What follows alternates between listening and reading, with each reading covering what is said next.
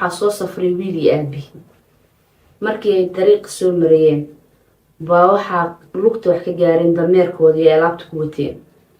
aabihii baa soo booday wuxuu yiri ilaahay wuxuu naga hayo ayaa ka weyn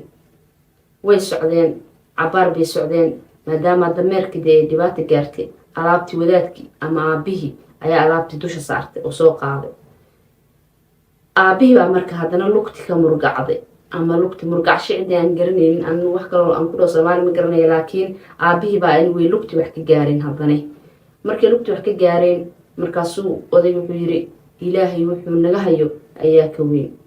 haddana waa la socday inta haddana la sii socday